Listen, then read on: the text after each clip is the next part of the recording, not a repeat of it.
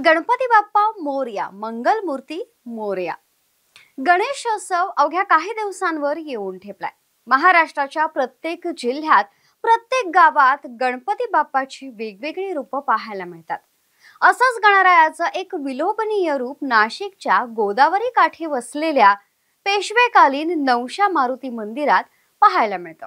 या मंदिराचा काय आहे इतिहास पाहू।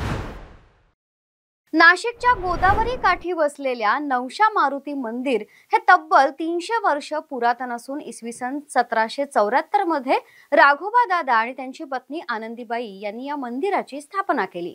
श्रीमंत माधवराव पेशवे त्यांच्या मातोश्री गोपिकाबाई या नवशा गणपतीच्या निस्सीम भक्त होत्या। या मंदिराचं आणखी एक वैशिष्ट्य म्हणजे हे मंदिर हिंदू मुस्लिम ऐक्याचं प्रतीक मानलं जातं, कारण या मंदिराच्या प्रवेशद्वाराजवळच हजरत पीर सय्यद संजय शाह हुसेनी शहीद यांचा दर्गा आहे। हा गणपती नवसाला पावतो अशी भाविकांची श्रद्धा असल्यानं या गणरायाचं नाव नवशा गणपती असं आहे। या मंदिरातून आढावा घेतलाय आमचे प्रतिनिधी नाशिक येथून राहुल वाघ यांनी।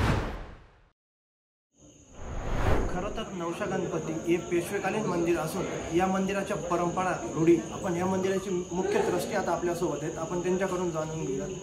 दादा, नेमकं काय कारण होते मंदिर स्थापनेमागचं आणि बाकीच्या गोष्टींबद्दल थोडी सविस्तर माहिती असं आहे। नवशा गणपती हे मंदिर आहे आनंदाबाई पेशवेंनी स्थापन केलेलं मंदिर आहे। हे 300-325 वर्षाचा इतिहास आहे। आता कारण असं आहे का आनंदाबाई पेशवे, राघोबा दादा, माधवराव पेशवे पुण्याहून नाशिकला आल्या तेव्हा त्यांनी इथं मोठा राजवाडा बांधलेला आहे। राजवाडा म्हणजे 7.5 एकर म्हणजे त्यांचा राजवाडा आहे। पण तेव्हा तिथे आल्यानंतर त्यांनी 1764 साली इथं नवस केला होता का जर मला मुलगा झाला तर मंदिराची स्थापना करेल।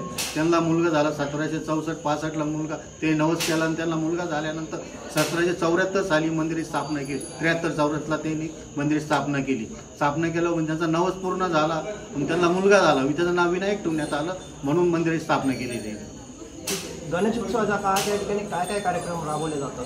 गणेशोत्सवाच्या काळामध्ये आम्ही इथे पूर्ण 9-10 दिवस इथं कार्यक्रम असतात आमच्या इथं। सकाळी महाअभिषेक होतो, अभिषेक झाल्यानंतर सकाळची आरती होती, दुपारची आरती होती, संध्याकाळची आरती होती आणि दररोज कार्यक्रम म्हणजे असं 200-300 महिला आरतीचं पठण होतं, इथं भजन होतं, कीर्तन होतं, मग आपलं कपालेश्वरचे भजनी मंडळ बोलवतो इथं। असं दररोज एक रक्तदान शिबिर पण घेतो आम्ही इथं। आरोग्य तपासणी होती इथं, म्हणजे असे कार्यक्रम घेतो इथं।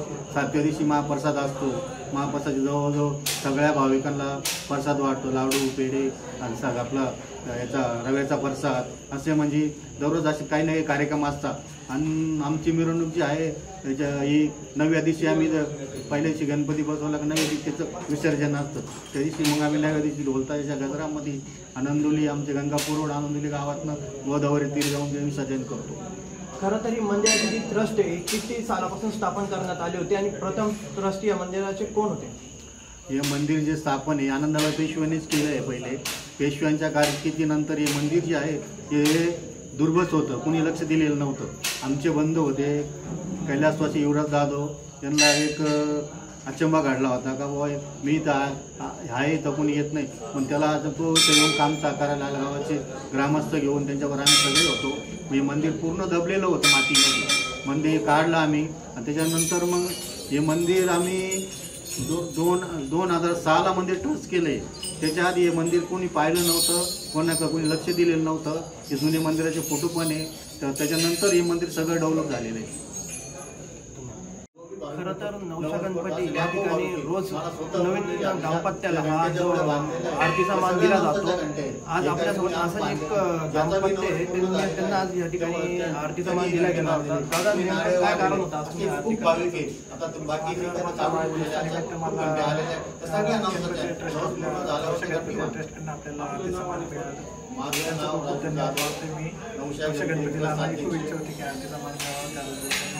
आरतीचा मान मला दिला त्याबद्दल धन्यवाद।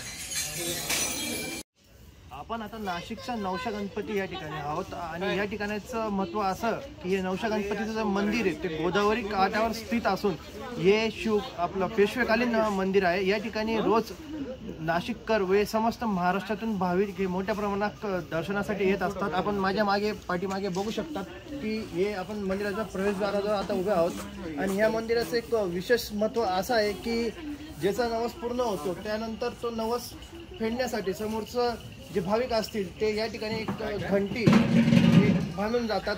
अनेक प्रकारचे सत्यनारायणचे कार्यक्रम असतील किंवा पूजा असेल या ठिकाणी करण्यासाठी मोठ्या प्रमाणात भाविक हे नाशिकच्या आसपासच्या परिसरातून या ठिकाणी मोठ्या प्रमाणात येत असतात. आपण या संपूर्ण मंदिराची आज संपूर्ण माहिती या पुजाऱ्यांकडनं घेणार आहोत. एक मोठी आख्यायिका आपण या गोष्टीवर करणार आहोत. श्री क्षेत्र नवशे गणपती देवस्थान हे नाशिकपासून 5 किलोमीटर आनंदवली गावी वसलेलं आहे. श्री क्षेत्र नवशे गणपती देवस्थान फार प्रख्यात आहे. हा पंचक्रोशीमध्ये फार ख्याती आहे. नवसाला पावतो म्हणून त्याचे नवशे गणपती नाव ठेवलेलं आहे. त्या गणपती उत्सवामध्ये इथं विविध कार्यक्रम आयोजित केले जातात. महाप्रसाद, सकाळी महाअभिषेक होतो, दुपारी आरती होती आणि सायंकाळी परत आरती होती. भाविकांची प्रचंड इथे गर्दी राहते. नवसाला पावतो म्हणून याचे नवशे गणपती नाव ठेवलेलं आहे. खरं तर या ठिकाणामध्ये आपण सर्व गोष्टी बघितल्या की मंदिराची स्थापनापासून मंदिरांची भाविकांची गर्दी यासह आपण अनेक गोष्टी या भागात बघितल्या. टॉप न्यूज मराठीसाठी राहुल वाघ, नाशिक. घ्या परदेशात भरारी, तेही सर्वसामान्यांना परवडणारी. 1 रुपया भरा आणि थायलंडमध्ये फिरा. सचिन इंटरनॅशनल घेऊन आले आहेत जगातली सर्वात स्वस्त परदेश टूर. पूर्ण 5 दिवसांचं पॅकेज आता फक्त 32,999 रुपयांमध्ये. पॅकेजमध्ये विमान प्रवास, हॉटेल, ब्रेकफास्ट, ट्रान्सपोर्ट आणि प्रेक्षणीय स्थळे. सचिन इंटरनॅशनल 18 वर्षांपासून पर्यटन क्षेत्रातील एक विश्वसनीय नाव. सचिन इंटरनॅशनल सोबत मनसोक्त फिरा. संपर्क 7767989898.